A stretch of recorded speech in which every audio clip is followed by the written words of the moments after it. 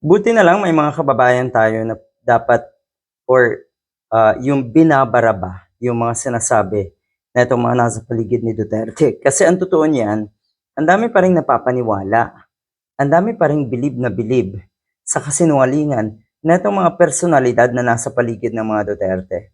Kasinungalingan. Lahat yan ay imbento at kasinungalingan. Lahat yan ay propaganda para kahit papano manatili pa rin yung mga tanga na taga-suporta na itong mga Duterte. Yun na lang naman talaga manatili.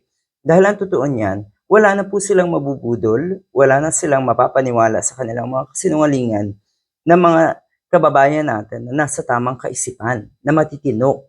O katulad nito, Holy Week na Holy Week. At ito ang statement na itong isang DDS na personalidad.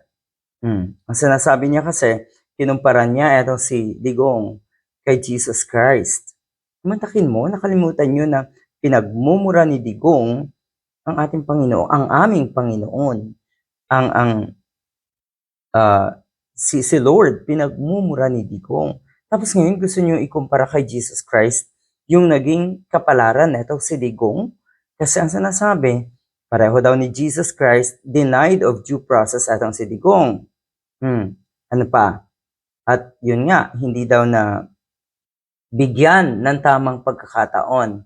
So ngayon, katulad daw ni etong si Jesus Falces, si Attorney Falces, ang sinasabi niya, maling-mali yan na ikumpara sa ating or kay Jesus Christ etong si Duterte.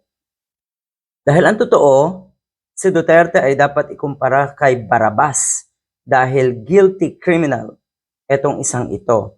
Kaya nung mga panahon na yon, yung mga Roman ay nagsisigaw na free him. Etong si Barabas, katulad ng ginagawa ngayon ng mga DDS cult members na bring him home daw si Digong. Kailangan daw pauwiin si Digong. Hindi pwedeng ikumpara kay Jesus Christ. Buti hindi kayo pinangingilabutan, Mr. Greco Bellica, na ikukumpara niyo si Digong kay Jesus Christ. Hindi po mamamatay tao si Jesus Christ. Hindi po siya abusado. Hindi po siya ganid at sakim sa kapangyarihan. Nagpapakumbaba si Jesus Christ. Namuhay ng simple at payak. Hindi katulad ng mga Duterte na puro drama ang sinasabing simpleng pamumuhay. Pero sa likod niyan ay napakarangya at napakarami palang nakulimbat.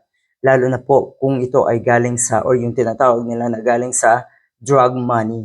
Ang lala.